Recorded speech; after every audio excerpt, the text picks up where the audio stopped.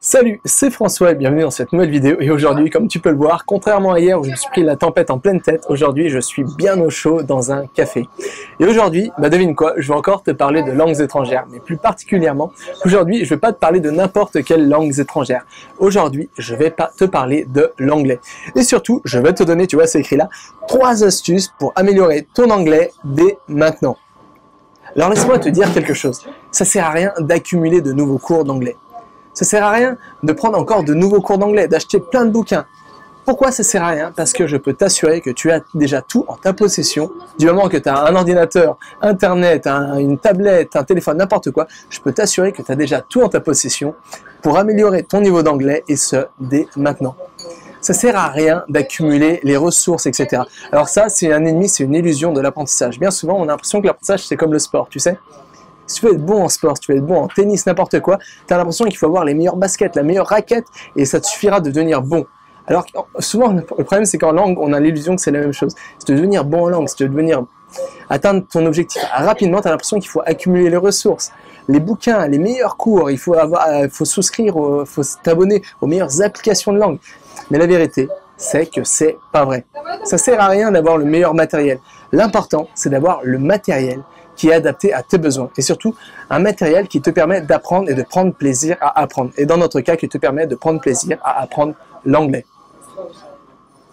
Alors moi, laisse-moi te dire quelque chose. L'anglais, c'est une langue qui m'a fait galérer pendant longtemps. Aujourd'hui, j'ai la chance, je peux dire enfin que je la parle couramment. Pour moi, c'est un peu une victoire de parler aujourd'hui couramment l'anglais parce que à l'école, j'étais complètement nul. J'ai eu 8 sur 20 en bac d'anglais. Et l'anglais, c'est pas une langue qui m'est vraiment arrivé comme ça spontané. C'est une langue j'ai toujours éprouvé des difficultés, surtout pour la prononciation de l'anglais. J'ai toujours eu des difficultés à prononcer cette langue. Je trouve qu'elle n'est pas vraiment naturelle à prononcer pour un francophone, du moins pour moi. Et moi, j'ai un peu galéré, je suis tombé peut-être dans les mêmes écueils que toi. Se dire qu'à une époque, je voulais apprendre l'anglais, j'avais un peu honte parce que je commençais à voyager, je voyais que tout autour de moi, tout le monde parlait anglais sauf moi. Et j'avais un peu honte et du coup, je me suis dit, attends, moi aussi, il faut que j'apprenne cette langue. Alors, j'ai commencé à m'abonner à toutes les applications d'anglais. J'ai commencé à accumuler tous les bouquins, toutes les méthodologies, tous les livres de grammaire pour apprendre l'anglais. J'ai commencé même à vouloir prendre des cours. J'ai jamais fait, mais je voulais prendre même des cours d'anglais.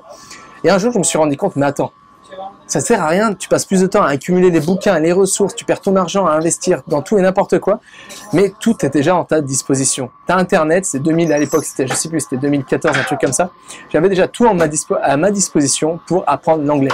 J'avais accès à des films en anglais, j'avais accès à des séries, j'avais accès à des podcasts, j'avais accès à des journaux en anglais, j'avais accès à la radio américaine, la radio canadienne, la radio australienne, j'avais accès à tout. Alors pourquoi encore m'embêter à m'investir, à prendre des cours d'anglais, quand comme ça, en un clic, je pouvais accéder à n'importe quel anglais. Et ce, juste sans bouger de mon canapé. Comme ça, je pouvais faire ça en slip chez moi, sans bouger de mon canapé. Et alors ça, c'est la première révélation que j'ai eue. C'est pourquoi, désormais, on arrête un peu le bébâtage. J'aimerais désormais te parler des 3 astuces. La première astuce, si vraiment tu veux améliorer ton niveau d'anglais, c'est, premièrement, d'arrêter d'avoir peur. D'arrêter d'avoir peur parce que je peux t'assurer que dans la plupart des cas, ça m'arrive souvent quand je rencontre des gens, la plupart du temps, l'anglais, on est tellement immersé dans l'anglais, c'est tellement tout autour de nous que souvent l'anglais, c'est une langue, on l'a absorbée sans vraiment s'en rendre compte. On connaît déjà plein de mots en anglais, il y a plein de nouveaux mots qui sont issus de l'anglais, des mots dans le monde du travail, par exemple le networking, je sais pas, le freelance, ça c'est tous des mots anglais, donc on connaît déjà plein de nouveaux mots anglais, mais on s'en rend même pas compte. Et sur ça, la première astuce pour améliorer ton niveau d'anglais dès maintenant, c'est pas trop une astuce, mais c'est plutôt un mindset à avoir, c'est de te dire, mon niveau est peut-être suffisant. Peut-être que je peux pas parler de politique, je peux pas m'aventurer sur des sujets, par exemple, parler de Shakespeare, de la littérature, de la poésie, mais peut-être que tu peux tout simplement, comme ça, parler déjà, peut-être que tu as sûrement déjà en toi le vocabulaire qui est relatif à tes passions, à ce que tu aimes faire, peut-être à ton job. Donc déjà, la première astuce, c'est ça, te dire que c'est suffisant.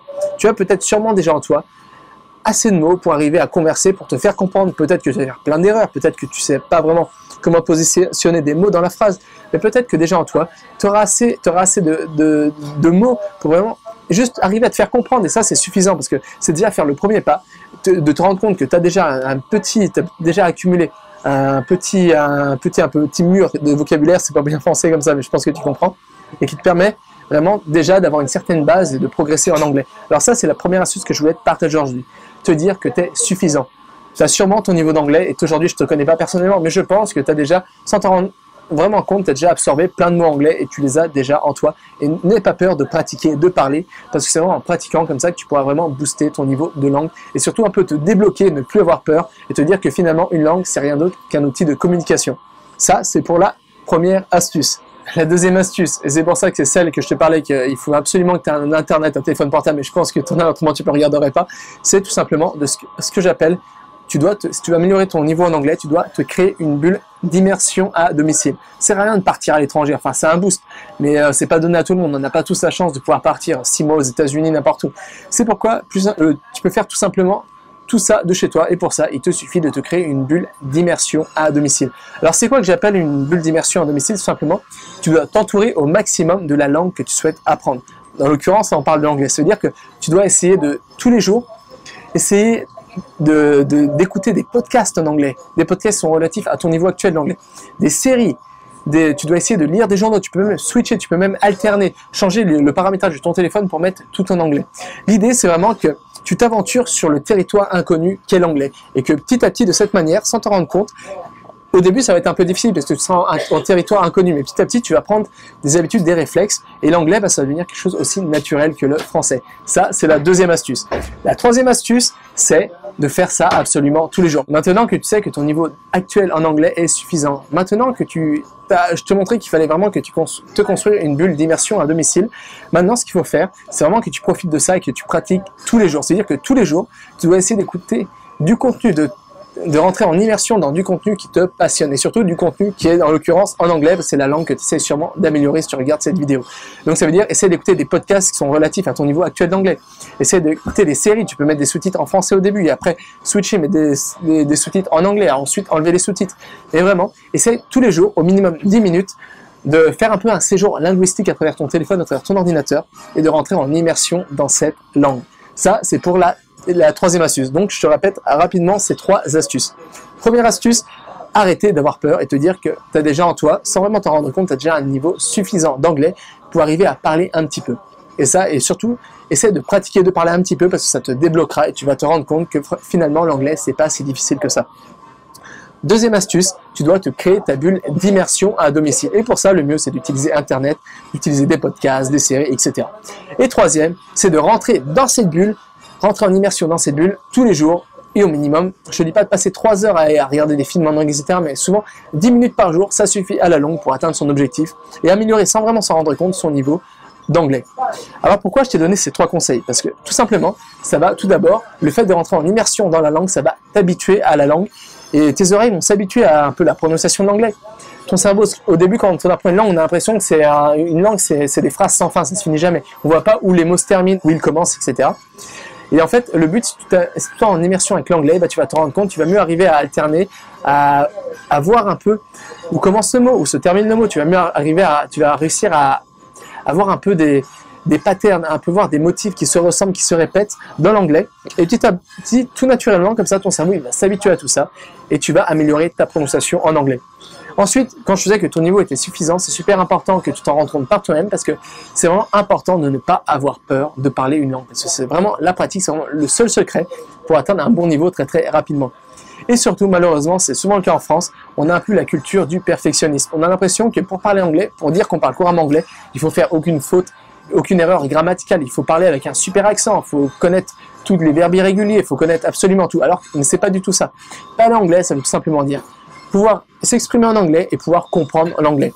Voilà, en faisant des erreurs, en ayant peut-être des fois une prononciation hasardeuse, ça, c'est pas grave. Donc voilà, essaie de mettre ces 3 astuces en place et petit à petit par toi-même, tu verras que ça va t'aider petit à petit comme ça à booster ton niveau d'anglais. Alors si tu aimerais avoir plus d'astuces de ce genre pour booster ton apprentissage en langue, pour booster ton anglais, pour booster ta mémoire, pour apprendre à mémoriser du nouveau vocabulaire, pour apprendre à mieux utiliser ton cerveau, ta mémoire, tes facultés cognitives et mentales, pour arriver au bout de tout apprentissage, et ben, comme je le dis souvent, c'est pas à travers mes vidéos que je suis le plus actif, c'est pas non plus à travers mes podcasts où je suis le plus actif, où je donne le plus d'infos, de conseils, n'importe quoi. Tout, c'est à travers mes mails. Alors si tu fais pas déjà partie de la team des super apprenants, tu peux rejoindre notre club dès maintenant et pour ça, il n'y a rien de compliqué. Il te suffit de cliquer sur le lien souvent dans la description, de donner ton adresse mail et tu auras accès, j'écris en moyenne 1 mail par jour. Je suis pas un robot, il arrive que des fois j'en oublie, mais en moyenne j'écris 1 mail par jour où je donne les meilleures astuces sur ces 3 thématiques. Apprendre à apprendre, booster sa mémoire et apprendre des langues. Voilà, c'est vraiment des thématiques qui t'intéressent. C'est pas compliqué, il te suffit de donner ton adresse mail et tu auras accès à mes mails directement dans ta boîte mail et c'est gratuit. Voilà, alors on se retrouve soit dans un nouveau mail, soit dans une nouvelle vidéo. Jusqu'à là, excellent apprentissage à toi et à très bientôt. Allez, à plus.